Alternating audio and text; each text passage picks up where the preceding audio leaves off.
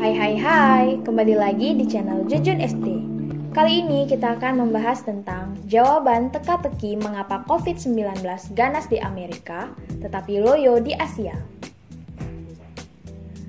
Kemunculan wabah virus corona masih berlanjut hingga saat ini.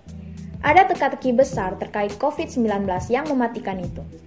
Di Amerika dan Eropa, efeknya sangat mematikan. Tapi di Asia, pandemiknya terlihat seperti biasa saja.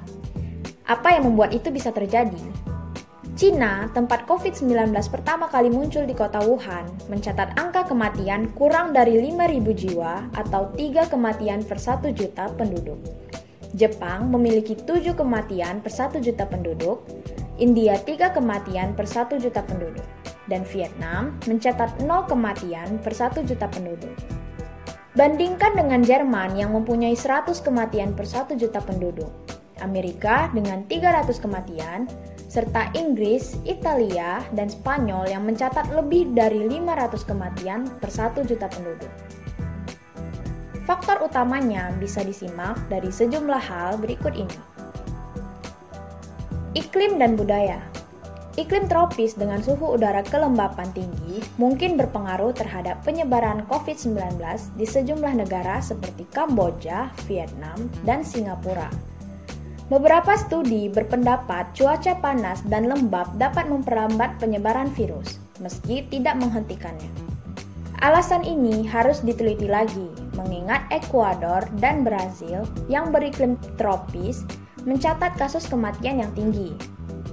Faktor demografis juga dianggap berperan terhadap penyebaran virus dan angka kematian COVID.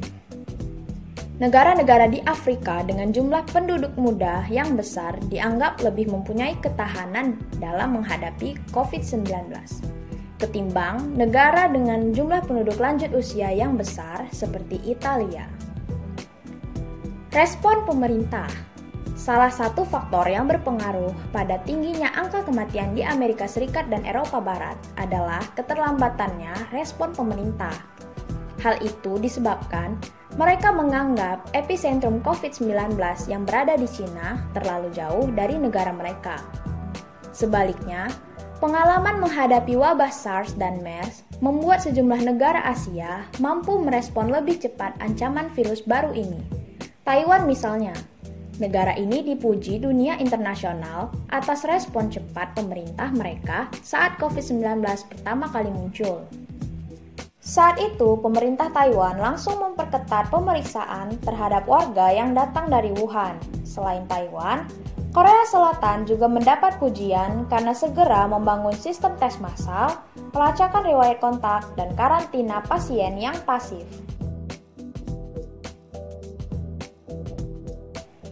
Sistem imun dan faktor genetik. Tim ilmuwan dari China University mengungkap adanya kemungkinan bahwa faktor genetik berpengaruh pada respon imun tubuh dalam menghadapi virus. Namun, mereka mengatakan belum ada bukti yang cukup untuk mendukung asumsi tersebut. Para ahli juga menduga perbedaan respon imun juga berperan penting.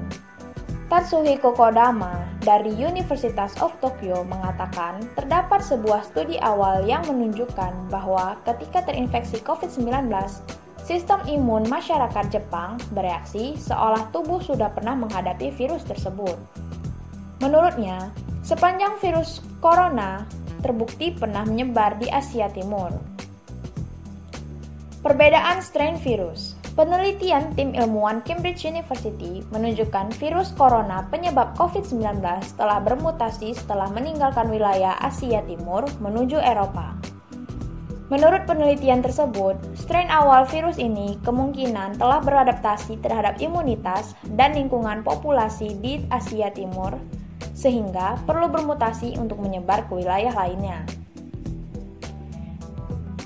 Peter Foster, pakar genetik yang memimpin penelitian tersebut mengatakan, data klinis yang tersedia menjelaskan pengaruh perbedaan strain virus saat menyebar pada populasi tertentu.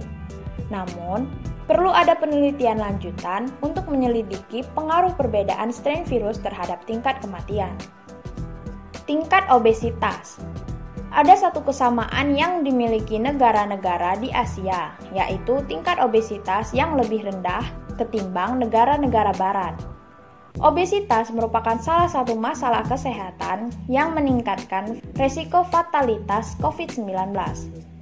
Menurut data Organisasi Kesehatan Dunia atau WHO, tingkat obesitas di Jepang hanya sekitar 4% dan kurang dari 5% di Korea Selatan. Sementara di Amerika, tingkat obesitas mencapai 36%, Eropa Barat mencapai 20%. Namun, berbagai penelitian terkait COVID-19 masih belum memiliki data yang lengkap. Oleh sebab itu, kesimpulan awal yang kini disuarakan bisa berubah seiring dengan makin bertambahnya data yang tersedia.